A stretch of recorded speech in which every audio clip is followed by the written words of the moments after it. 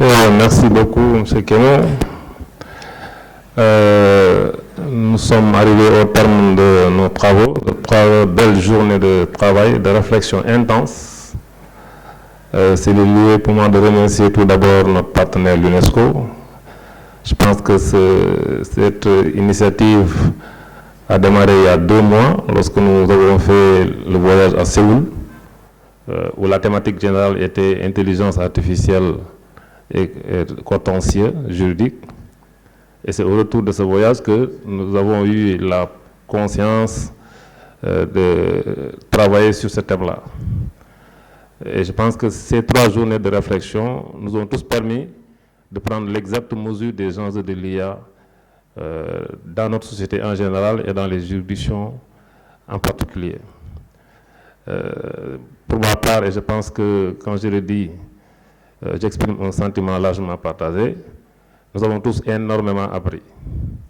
Nous avons appris sur les enjeux de l'IA, nous avons appris sur les opportunités que nous offre l'IA, mais nous avons aussi pris conscience des risques liés à l'IA.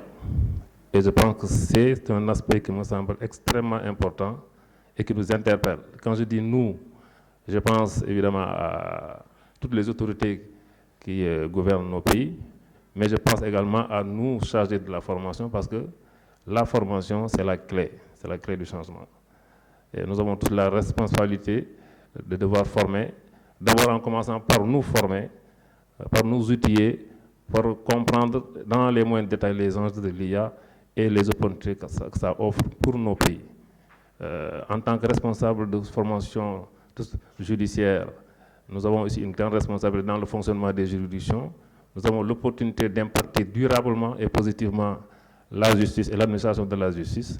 Et je pense que ça, c'est une opportunité qui nous est offerte de travailler à l'amélioration de l'administration de la justice en insistant sur un aspect qui me semble fondamental, la formation des acteurs, aussi bien des apprenants que des acteurs qui sont sur le terrain.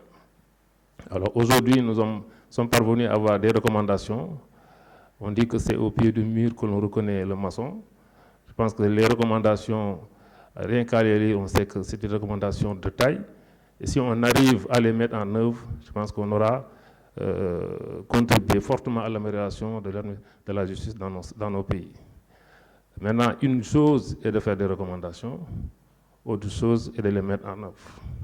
Il y a, je pense, j'aime beaucoup la citation de Michael Jordan, qui dit qu'il y a certains veulent que ça arrive, d'autres souhaitent que ça arrive, et d'autres font que ça arrive.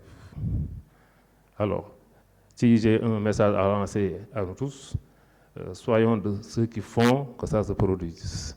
Et qu'on ne se contente pas de faire des recommandations, mais qu'au sortir de cet atelier, que chacun, au niveau de responsabilité qui est le sien, qu'il prenne les mesures, qu'il entreprenne les actions nécessaires pour que ces recommandations-là soient mises en œuvre au bénéfice de nos justices, au bénéfice de la population. C'est donc sur ces mots que je voulais terminer en remerciant encore une fois tous nos invités. Ça a été un plaisir de vous accueillir. J'espère que vous avez bien aimé le pays, vous avez aimé la ville de Dakar et que vous avez bien apprécié également les plats qu'on vous a servis. On a fait de notre mieux. Hein. J'espère que le séjour a été agréable. Donc merci à vous tous. C'est sur ces mots-là que je déclare clos les travaux de l'atelier de Dakar sur l'intelligence artificielle. Merci.